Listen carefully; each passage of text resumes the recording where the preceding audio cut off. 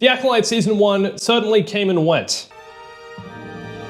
And I say Season 1 because it honestly looks like we could potentially be getting a Season 2 at this point, at the time of recording this video, which I know is definitely not what a lot of people want, but then there are people on the other side who possibly also want it. Today I'm going to be sharing my honest opinions about Season 1 of The Acolyte, the stuff I really enjoyed, the stuff I really hated. I've got a lot to cover. I'm going to go through each episode and describe to you in my own words the most controversial Star Wars show ever created. An apprentice who doesn't know their master. The Sith have been extinct for a millennium. Also, if you watch me frequently, you've probably noticed this is not my normal office. I'm currently in Argentina visiting some friends, and if you want to see more of my travels in Argentina, then come follow me on Instagram. I was also just in LA for a Star Wars Outlaws event and also got to go to Galaxy's Edge at Disneyland. If you want to see more from those events and those adventures, then also follow me on Instagram and also maybe Twitter. I post some stuff there. Hey everyone, it's Andrew. Now, I've been covering The Acolyte quite extensively over on my Clips channel and have had a lot to say about this show already. It's gone through so many ups and downs, and I think a lot of people would agree more downs than ups, unfortunately. Stop distracting me.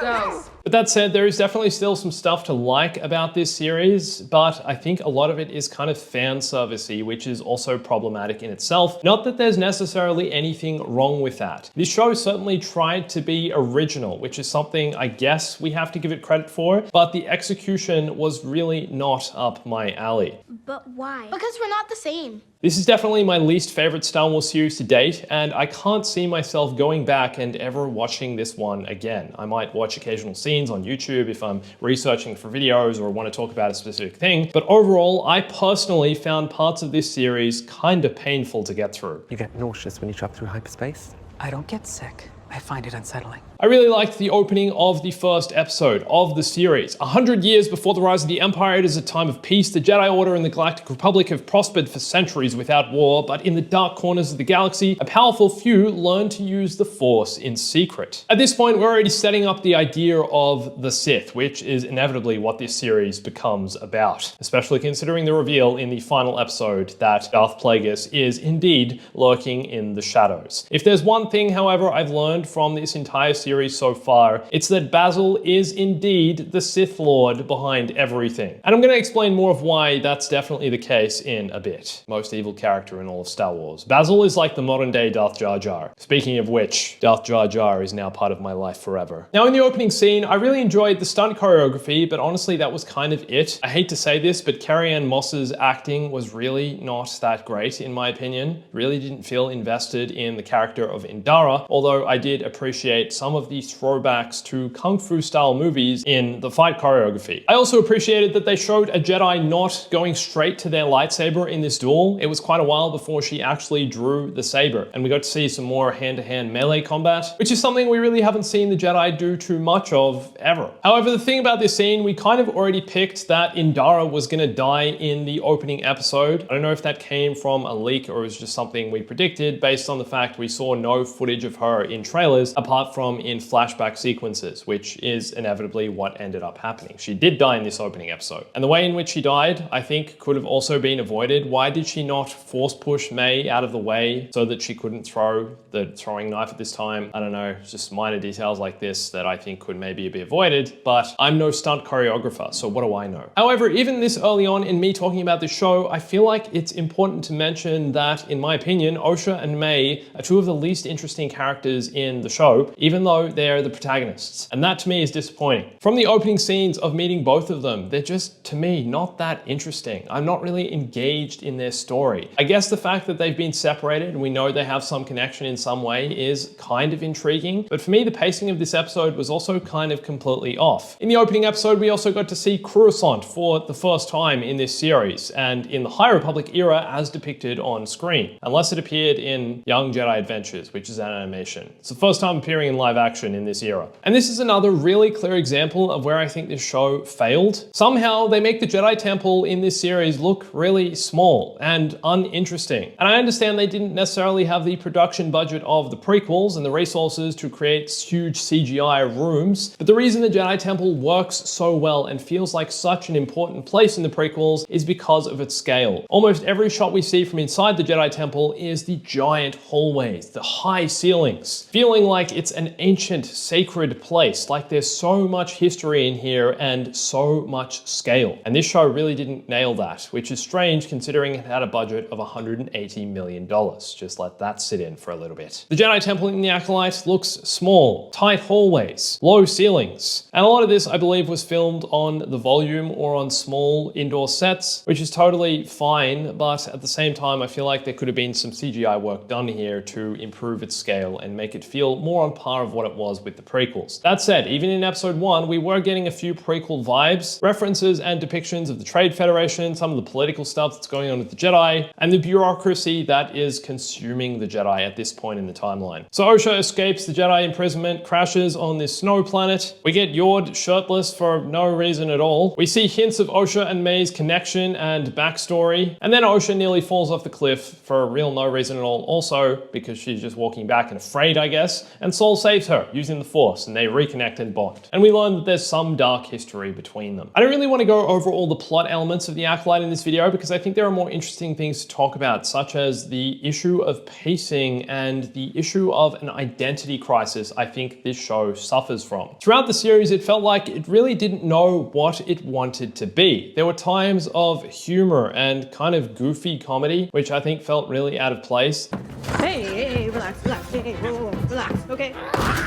Then there were other times like the Flashback episode, which I'll get to in a sec, which yes, had some darker themes, but it's still not as dark. And then we got moments like episode 5 where a whole group of Jedi are completely slaughtered. We had some of the best lightsaber dueling in years. We get the murder mystery elements, but it doesn't really lean fully into any of these. It feels like an eclectic mix of all these different genres put together to create whatever this show was, and in the end, I just don't think it lands. And I think that was also evident in episode 2. By this point, episode 1 really hadn't gripped me at all, even with the reveal of the Sith-like character at the end with the red lightsaber, who of course turned out to be Chimera. But with this kind of show, you kind of go in expecting the first few episodes to be maybe a little bit slow before the plot gets off the ground, before you learn who the characters are. You kind of have to invest a bit to be rewarded. It's just a matter of whether you will actually be rewarded, and I'm not sure this one delivers, because even throughout episode 2, I was questioning why I was watching this. For example, who is this Torben character? Why has he been meditating for 10 years, but do I really care? And in the end, unfortunately, I didn't. I know I'm being quite critical here, but I feel like this is a perfect example of some of this show's weak writing. Torben in this episode ends up killing himself by drinking the poison brought by May. And it seems like he was feeling guilty for something that happened in the past. It seemed like he had no other option based on the conclusion he came to that he couldn't live with the guilt anymore. This is why he'd been meditating for so many years and hadn't spoken a word, and therefore in this moment of realization decided to end his own life. For me, this really doesn't hold up, especially when we see the reveal of what actually happened all those years ago in episode 7 with the flashback. We see, yes, Torben was somewhat responsible for what went on with the death of the entire village of witches, but at the same time, he was young. He was a Padawan at the time, and to be honest, he didn't really do any of the killing himself. Yes, he acted foolishly, which is also kind of weak. The fact in episode 7, he ran to the village of witches just to prove there was virgins in the Force because he felt homesick and wanted to go home to Coruscant and wanted to get this over and done with. I don't know, kind of lame to me. And then these events that transpired here, the death of all the witches, not knowing what happened to May at this point, is what I guess provoked him to kill himself in this moment here with May so many years later. Are you for real? I don't know, man. I don't think that lands. The best part of this episode for me was being introduced to Chimera, even though at this point he was a bit of a bumbling fool, not acting in his true persona as the Sith or whatever he is, dark side user. And we also get the hand-to-hand duel between May and Sol. Sol refusing to draw his lightsaber at this point. Okay, so by this point in the series, I'm like, okay, we're 2 episodes in. Maybe the 3rd one is going to be where this really kicks off, and oh boy, it really didn't hit for me. And this thing in this whole review, in this whole honest opinion about this is just my opinion. Please disagree with me if you want. I'm just sharing my honest thoughts and trying to provide some feedback and some criticism as to why I believe these things and why I feel these things about this series. Also, up to this point, if you think I've come to any of the wrong conclusions or think I'm getting any of the plot points wrong, please also tell me. This is what I've taken from the series. This is where I feel like where I'm at with it, but please tell me if you think I'm wrong. So episode 3 was the flashback episode. Easily for me, the worst of the series. Easily for me, the most disappointing, and on a number of levels. First of all, let's talk about pacing. This episode moves so slowly, and I'm really not invested in who these girls are, why they're bonding, and what's being created here. I kind of like the idea idea of the Society of Witches, it's kind of interesting that they are able to wield the Force in this way, but also there's not really enough to explain how they came to be. Why are they here? We know from Mother Anastaea's speech that the witches were hunted and forced into hiding and then were blessed with a miracle, as she says. The gift of life, which is the virgins in the Force which created Oshra and May. Kind of also interesting learning about different varieties of the Force, or different ways that people throughout the galaxy are able to wield the Force. In this Society of Witches, it's known as the Thread, and they, I guess, control the Force in a certain way, which is very much dark magic kind of style, able to possess people and haunt their dreams. And perhaps this is why Torben perished. Maybe he just couldn't recover from being possessed. But obviously the Jedi have a problem with this. Let's be real, at the end of the day, yes, the Jedi want the best for the galaxy, but they also don't really like the idea of the Force existing or being wielded outside of their own institution, because it can lead to the Sith, I guess, and darkness. And yes, these witches are kind of menacing and dark and do seem to fall into the gray area of good and evil. We don't really know enough about them to make that kind of judgment. The chanting, guys, really did not do it for me. I'm just gonna go ahead and say it right there. Oh my goodness, that was hard to watch.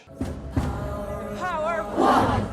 The power of two. Power of please stop. Once again, just my opinion. Also, let's be real, I don't really understand Osha's motivation for wanting to go and train with the Jedi so swiftly. She came to this decision almost immediately, having never really experienced anything outside of this society here. And maybe that's all it was. Maybe she wanted more than what was here. She kind of understood that there was more to life than this, even at this young age, and therefore decided to accept Sol's offer and go and take the test to see if she's Force sensitive and has the ability to become a Jedi. But it just seemed too quick, too easy, and too simple for someone this young to make that kind of decision and leave their entire life behind for some random dudes in cloaks that show up during a ritual. That is kind of creepy. Maybe she was just scared. Maybe that's all it was. I feel like I have to give a lot of the benefit of the doubt here, and I don't know if that's a good thing. I feel like that's where this is also problematic. I'm having to make my own opinions here. And Leslie Headland, the show creator, has also talked a bit about this, saying that they've kind of left open a few loose ends for you to make your own mind up about this stuff. But I think that's kind of problematic in a lot of ways with a show like this, because they're not resolving enough of the issues here, enough of the information they're presenting us with. There needs to be more resolution to continue the plot moving forward and maintain my interest in the show. Also, all the witches die. Here we see they're all dead. The place is on fire. We know May lit the fire. Osha is saved. May has seemingly perished. And that's kind of all we get. Osha decides that she is indeed going to train with Sol and try and become a Jedi. Episode 4. I really like how Jackie goes from taking these Padawan classes and swinging around a stick to literally facing off against a Sith in the next episode. I'm calling him Sith at this point. We're going to say he's a Sith. His master is Darth Plagueis, obviously, so we're going to say he's a Sith. Okay? No more beating around the bush. Chimera in this episode is still depicting himself as a clumsy fool and is yet to reveal his true identity. And we also get our first look at Ki-Adi-Mundi in this era, where people lost their minds because of this line from the prequels, where he says, The Sith have been extinct for a millennium. this is possibly one of the only things in this entire show that by episode 8 was actually resolved and wrapped up. We learned that Vernestra covered up the entire existence of Chimera and the Sith for her own good. Basically, the reveal that Chimera is indeed her Padawan apprentice, or was at one point, and clearly turned to the dark side. And it seems like she's either in on this in some way, or is just really ashamed of it and doesn't want it to get out to the Jedi Council. So this is why Ki-Adi-Mundi is able to say this line. This is why here there's no connection between the two, and everything is okay in the Star Wars canon for now. The timeline can continue untainted, and there was no retcon here. We also, in this episode, were first introduced to Basil, who, by the end of the series, is definitely the Sith Lord behind everything. Look at his evil little eyes, those teeth, man. He knows what's up. He sabotages Sol. This episode, I felt like there were also a bunch of moments where it was trying to be funny and really just didn't land because it just wasn't within the tone of the show. Like, are you trying to be a serious show about, you know, murder and all these things that are happening in the galaxy, the Jedi being killed, the Society of Witches, or are you trying to be a bit funny?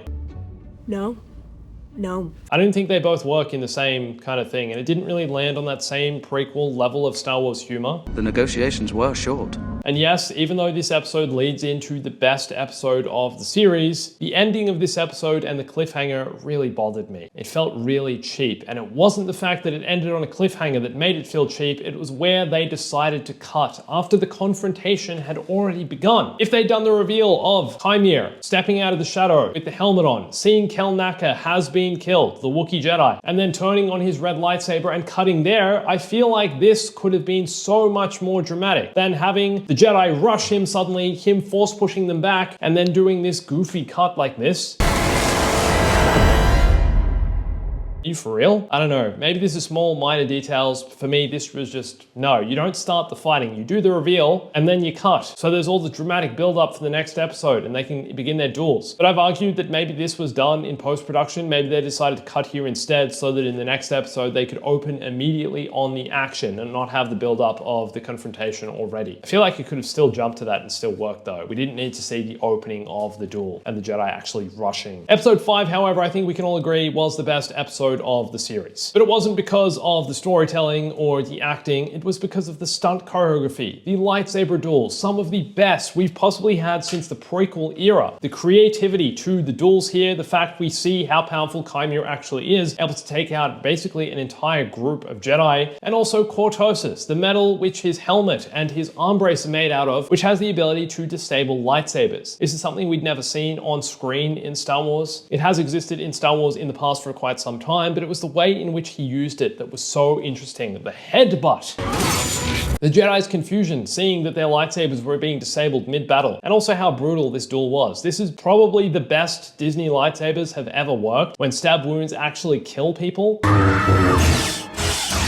And felt closest to the prequel level of lightsaber duels. Still not quite there, of course. A lot more time and different kind of work went into the choreography of the prequel duels. But at the same time, this is the best we've had in a TV series for sure. Also, it's revealed that Jackie is an absolute beast, especially when she went dual wield, reminiscent of an Ahsoka style of wielding her lightsabers. This entire sequence was, I think, the best and most engaging and most interesting in the show. You were rooting for Jackie so much. You're like, yeah, go get him, as she's spinning around. And they're both dual wielding at different points. I appreciate how Chimere, Jackie, and Sol each have such a distinct way of wielding a lightsaber, a distinct form and style. Chimere is quite aggressive and ruthless, and honestly uses his strength and his buff arms to his advantage, also taking advantage of the Cortosis. Jackie is kind of sleek and unexpected. And then Sol's style is a mix between Kung Fu and Samurai. Really interesting seeing contrast styles here, and I kind of hate that this is the best part of the show. Also, I just want to say that I really did not pick Jackie and Yord to both be killed so brutally in this episode. Or killed at all, to be honest. I really appreciated the triple tap here, like Disney are making a statement saying, yes, lightsabers do actually kill, and we're gonna stab Jackie 3 times to make sure you all understand that, and then show her dead in the next episode. And then at the end of the series, she just blinks. I was really hoping for that. That would have made my day if she just woke up at the end of the series. And then also Yord with the neck snap. Pretty brutal, man.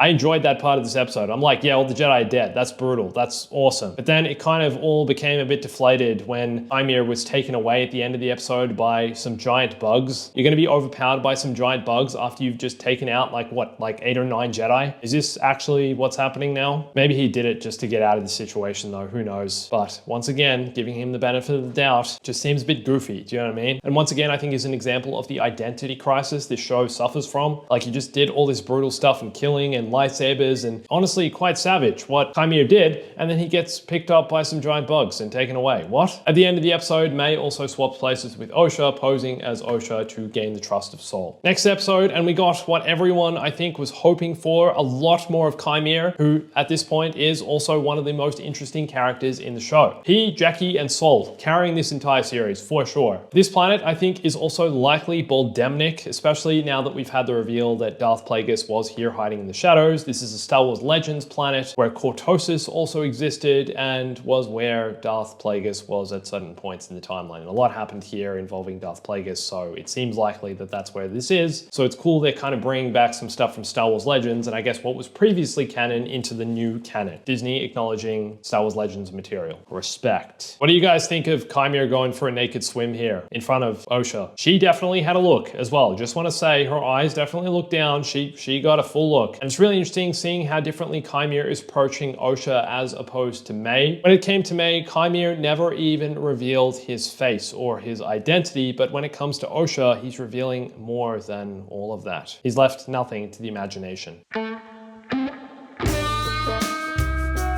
I was honestly kind of hoping we'd get our first on-screen Star Wars butt cheeks. I feel like that could have been a really prominent moment in this series, but it was not to be. They decided against it. A lot of you had a problem with me using the word disappointed when I uploaded a video about this. You can process that how you like, I guess, but I thought it just would have been funny. Like, it's funny, come on. They're putting butt cheeks in Star Wars now. What? They didn't though. I enjoyed here also that more was revealed about the dark side and Kymir's perspective on it, almost the certain point of view argument in the conversation he has with Osha where he talks about anger, fear, loss, and desire being ways to tap into the Force, and then Osha accuses him of wielding the dark side, and he simply says, semantics. It's a really interesting way of looking at this, and I guess a justification for him murdering a bunch of Jedi in him saying that they threatened his existence. I really enjoyed seeing Souls in a struggle in this episode, seeing what had just occurred here, seeing that all of his Jedi colleagues had just been slaughtered and killed, and him having to process and deal with this. I appreciated that they showed this and didn't go about telling us line for line. They just let the camera stay on his face as he broke down several times in this episode. Underrated moments here, and some great acting from Lee Jung-jae. Really enjoyed his performance. Also, do you think Sol knew that it was May all along and not Osha as they'd swapped places? He eventually, of course, stuns her and then restrains her down on the table and decides that he's going to tell her everything that happened on Brendok 16 years ago. But at what point do you think he realized it was May? At the end of the episode, Osha puts on the helmet, which, yes, I think is definitely a reference to Darth Vader and Anakin's turn to the dark side, especially getting the breathing sound from within and considering what's happening with her arc, the trauma that's in her past.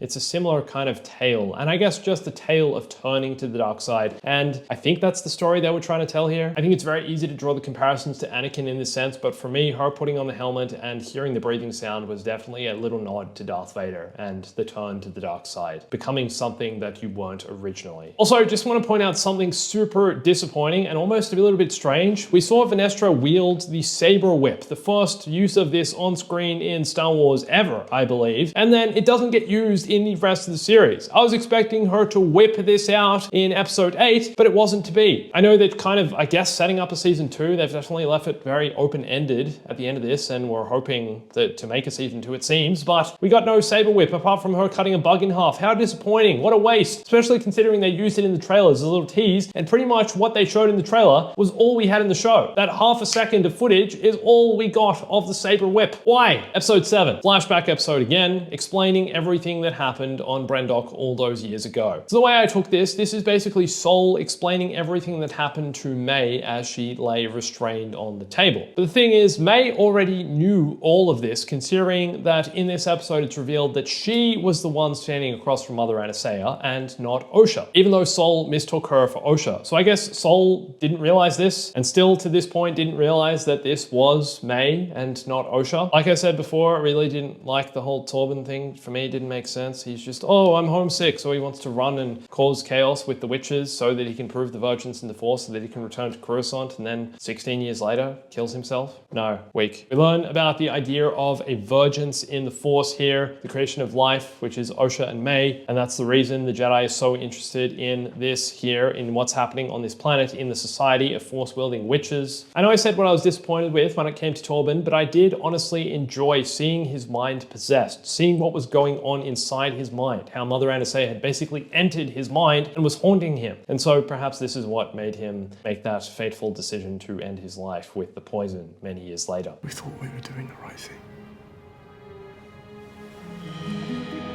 Now, I think a lot of people would agree that what Sol did here wasn't actually that bad. Yes, he's been feeling guilt for all these years for killing Mother Anastasia, but in this moment he freaked out. It was so tense. Mother Anastasia was being quite threatening, and even though she seemingly intended to let Osha go with him to be trained, she wasn't letting that on, and kind of it was too late. Someone was bound to get hurt in this situation. That's what ended up happening, which caused the ripple effect of events to happen later in the show involving the twins twins. And in this moment, it just looked like Sol was trying to defend who he thought was Osha from the dark magic he was seeing before him. I don't think we can really blame him though. Yes, he's acting on emotion here and probably not making a good decision, or this decision a Jedi should be making, but everyone's flawed. And that's what makes his character, I think, so much more interesting. Kind of cool seeing Kalnaka become possessed here, seeing the witches take control of his mind and having him turn on the other Jedi. Also cool seeing a Wookiee Jedi wield a lightsaber and all hell break loose. However, with Indara removing this spell on his mind, removing the possession, apparently all the witches died because of this. I thought maybe they just passed out, but no, in fact, they did die here. I think their minds just couldn't handle it or something. I don't know how the Force works. That's not how the Force works. And then we see Sol make the decision. Will he save May or will he save Osha? He chooses Osha.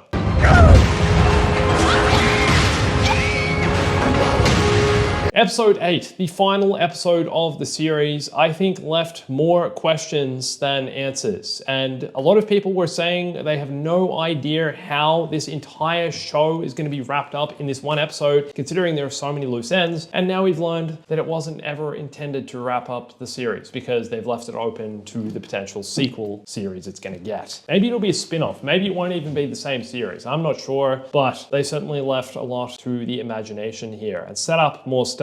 And this is where we see Basil become the Sith Lord he always was. We see him sabotage Sol trying to shoot down May. I think it's interesting how quickly Sol was ready to shoot down May to protect the secrets of the past, but also what was Basil's motivation for actually stopping this from happening? That I don't understand completely. Maybe he just didn't want to see him kill her, or maybe he liked May for some reason, or maybe he is the Sith Lord, like I said. Maybe he knew that there was good in May in some way and therefore decided to save her. Maybe he's just her guardian angel. We get the reveal, of course, Darth Plagueis. Darth Plagueis is indeed behind everything. He's in the shadows, which leads the question, is this series somehow going to link into Emperor Palpatine? Are we even going to see more of Plagueis at any point? It feels like now we could potentially get an Origins of Palpatine series. We could see how Palpatine came to be, how he gained power, how he became a Sith Lord, how he was brought up, and then why he wanted galactic domination in the first place. I also like the idea of the Jedi being questioned, of this inquest being launched into the Jedi's operations and, I guess, control over the galaxy in a certain way, the power they wield, and how that can be problematic, especially when the Jedi become emotional. I like that they're showing them as a problematic institution,